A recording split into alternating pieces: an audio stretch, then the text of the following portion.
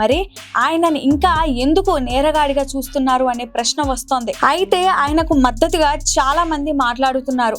RPG group chairman Harsh ఘోయాంగా మాత్రమే ఆయనకు మద్దతుగా ముందుకు వచ్చారు. పొలిటికల్ పంచ్ బ్యాగ్ గా మాల్యాను ఉపయోగించుకుంటున్నారని విమర్శించారు. ఇప్పుడు మాల్యా ఎవరికి అప్పులేరు, బ్యాంకులు రికవరీ చేసుకున్నాయి, ఎవరి సొమ్ము దొంగతనం చేయలేదు.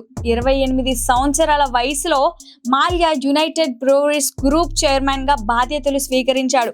అతని శైలికి తగ్గ వ్యాపారం కావడంతో విస్తరణలో దూకుడు చూపించాడు. మద్యం, ఏవియేషన్స్, రియల్ ఎస్టేట్, స్పోర్ట్స్ రంగాలలో విస్తృత సామ్రాజ్యాన్ని నిర్మించాడు.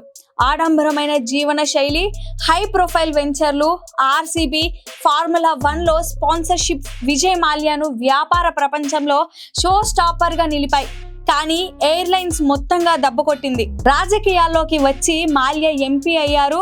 అక్కడే ఆయన తప్పు చేశారేమో కానీ చాలా మంది కన్నా ఎక్కువగా శిక్ష అనుభవిస్తున్నారు.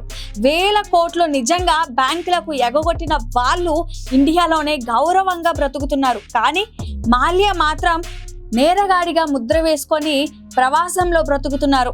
అయితే ఇటీవల 4 గంటలకు పైగా ఇచ్చిన ఓ పాడ్కాస్ట్ ఇంటర్వ్యూ తర్వాత ఈ అంశంలో ఆయనకు మద్దతు లభిస్తోంది.